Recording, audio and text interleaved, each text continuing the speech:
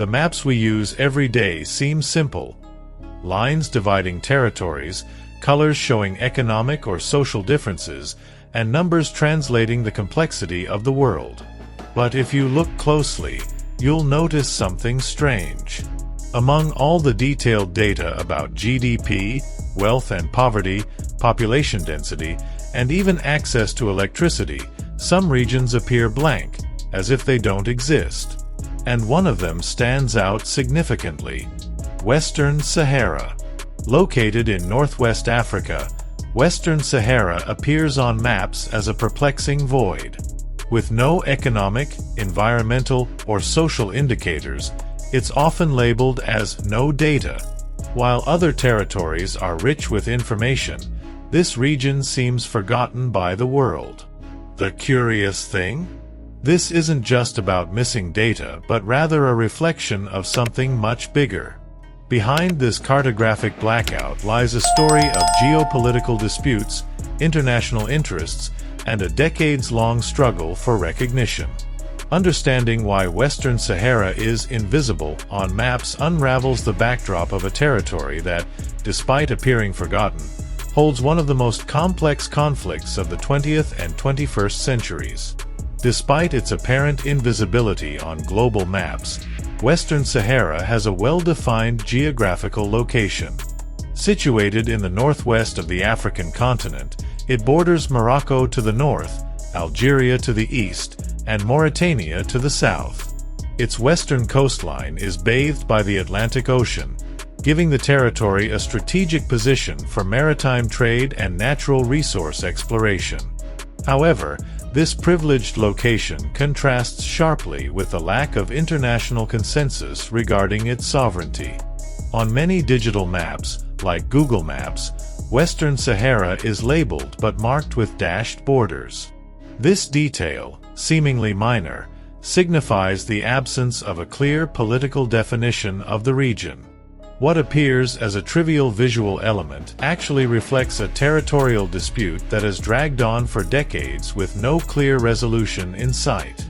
Even without being recognized as an independent country by most nations, Western Sahara is a recurring topic in international discussions. It spans a vast area with unique and disputed characteristics.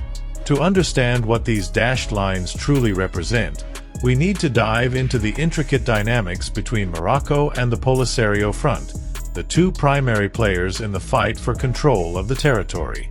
To grasp the complexity of this conflict, we must consider its geographical dimensions and how they translate into power and control in the region. Covering an area of approximately 266,000 square kilometers, Western Sahara is a vast territory, comparable in size to the United Kingdom. Despite this, it has a relatively small population, primarily made up of the Sahrawi people, who face daily challenges amidst a backdrop of occupation and resistance. About 80% of the territory is under Moroccan control, referred to by Morocco as its southern provinces. This portion includes the area's richest in natural resources and access to the Atlantic Ocean. The remaining 20%, administered by the Polisario Front, consists of desert zones known as the Free Zone. Dividing these two regions is the imposing berm, a heavily militarized sand wall symbolizing the deep divide between the two sides and the persistence of the conflict. Before we continue, let's understand the following. Morocco occupies a strategic position in northwest Africa, making it a key player in numerous geopolitical dynamics, particularly because it controls the Strait of Gibraltar, the gateway from the Mediterranean Sea to the Atlantic Ocean. Its coasts, washed by both the Atlantic and the Mediterranean, position the country as a vital connection point between Europe, Africa, and the Middle East. This location allows Morocco to act as a natural bridge for international trade, controlling important maritime routes and strategic ports, such as the Tangermed port, one of Africa's largest logistics hubs. Additionally, the Strait of Gibraltar, separating Morocco from Europe, enhances its significance as a guardian of one of the world's main maritime passages. Beyond its strategic geography, Morocco stands out for its alliances. In a continent marked by instability, the country is seen as one of the most reliable partners for both the United States and the European Union. This relationship is reinforced by trade agreements, security partnerships, and cooperation in counterterrorism, particularly in the Sahel region. Morocco also plays a central role in the African Union and regional organizations, mediating conflicts and promoting economic integration across the continent, securing influence far beyond its immediate borders. Internally, Morocco uses its geopolitical position to attract foreign investments and project economic power across Africa. The country is one of the world's largest exporters of phosphate, a vital resource for global agriculture. The Polisario Front, Popular Front for the Liberation of Seguia El Hamra and Rio de Oro, is a political and military movement founded in 1973 with the goal of securing Western Sahara's independence and representing the Sahrawi people's interests. Initially created to oppose Spanish occupation of the territory, the Polisario Front shifted its focus to resisting Moroccan control after Spain's withdrawal in 1975. Since then, the movement has spearheaded the fight for self-determination, operating from refugee camps in southern Algeria, where it administers the so-called Sahrawi Arab Democratic Republic, SADR.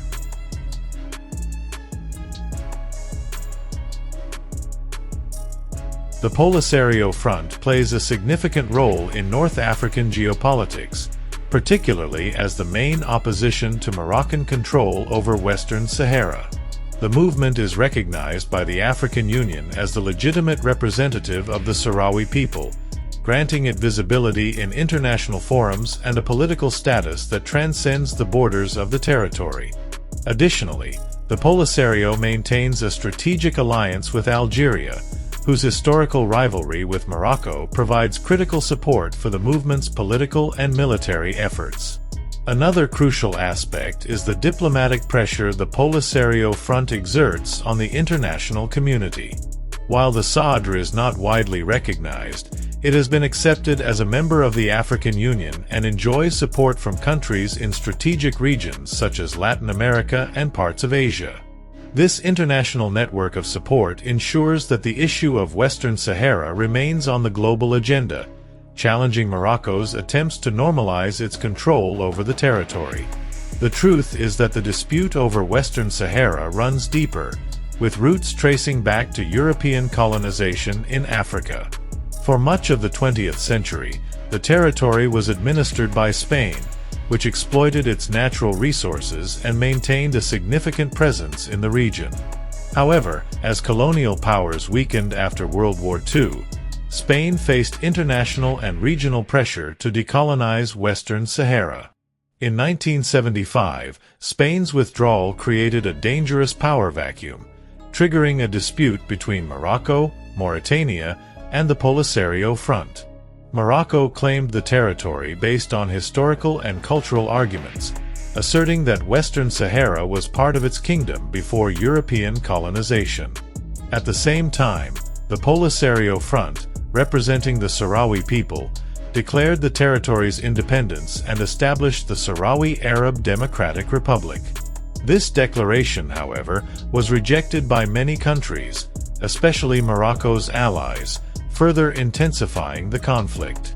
Mauritania also sought to annex part of the territory but abandoned its claims in 1979, leaving Morocco and the Polisario Front as the primary contenders. Since then, the conflict has escalated, with both sides vying for legitimacy and territorial control. Morocco occupied much of Western Sahara, while the Polisario Front established its base in Algeria, coordinating diplomatic and military efforts from there. Western Sahara occupies a unique position on the global stage, classified by the United Nations as a non-self-governing territory. This designation means that, in the eyes of the international community, it has not yet achieved recognized sovereignty, remaining in a legal and political limbo. This status contrasts with other countries and territories that gained independence following the colonial period. marking Western Sahara as one of the last major decolonization issues in the world. While the Polisario Front unilaterally declared the territory's independence, international recognition of this entity remains limited. To date, only about 40 countries formally recognize the Sadr, with significant support coming from the African Union.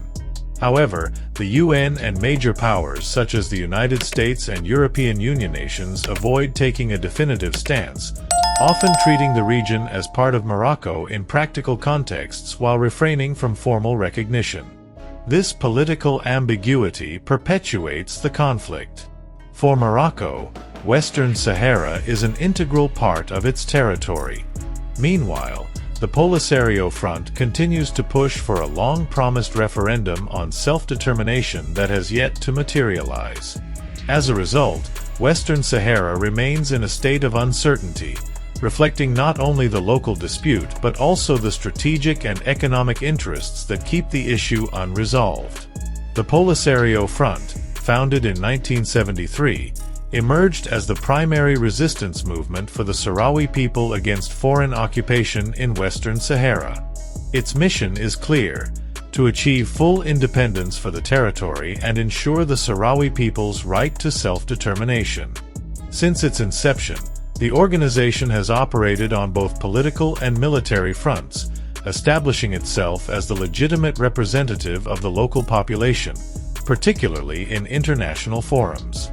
Despite controlling only a small part of the territory, known as the Free Zone, the Polisario Front maintains a governmental structure for the Sahrawi Arab Democratic Republic, Sadr, with institutions and an administrative base in refugee camps located in Algeria. These camps house thousands of Sahrawis who fled the conflict, living in harsh conditions as they await a resolution to the dispute. The resilience of this population is a testament to the strength of Sahrawi identity amidst decades of uncertainty. On the international stage, the Polisario Front seeks support to pressure Morocco and push for a referendum on self-determination. Its alliances, particularly with African countries and some nations in Latin America, are critical to keeping the issue of Western Sahara in global debates. However, the movement faces increasing challenges due to Morocco's political and economic influence, which has garnered strategic allies to strengthen its position. Morocco employs a multi-pronged strategy to consolidate its control over Western Sahara, promoting initiatives aimed at integrating the territory into its sovereignty. Since the 1970s, Rabat has invested in infrastructure projects, such as roads, ports, and urban development in strategic cities like Layoun and Dakhla. These initiatives not only increase Morocco's presence in the region, but also project an image of a territory flourishing under its administration. Moreover, Morocco leverages economic incentives to attract both the local population and foreign investors. Subsidies, social programs, and job opportunities are designed to win the support of Sahrawis living in areas under its control. This approach is complemented by a robust diplomatic campaign, where Morocco reaffirms its sovereignty and seeks to legitimize its presence in Western Sahara on the international stage. Simultaneously, Rabat maintains tight surveillance over the territory, with a significant military presence and control of the Berm, a barrier separating Moroccan-held areas from those under Polisario influence. Despite this, internal tensions and international criticism persist. Global powers play a fundamental role in either sustaining or resolving the conflict, each driven by its own strategic and economic interests. The United States, for instance, recognized Morocco's autonomy plan in 2020, a decision that elicited mixed reactions internationally. Other countries, like France, discreetly support Rabat, while major powers such as Russia and China adopt more neutral stances, aiming to preserve their influence in North Africa without antagonizing either side. The United Nations also plays a crucial role, mediating negotiations and deploying peace missions to monitor the situation. Since 1991, the United Nations Mission for the Referendum in Western Sahara, MINURSO, has been attempting to organize a referendum on self-determination for the Sahrawis. However, deep disagreements between the parties involved have stalled any significant progress. This lack of advancement reinforces the perception of a prolonged stalemate, which ultimately benefits those already in control of most of the territory. In addition to traditional powers, new alliances are beginning to shape the dispute. African and Latin American countries play important roles by either recognizing the Sahrawi Arab Democratic Republic or supporting Morocco.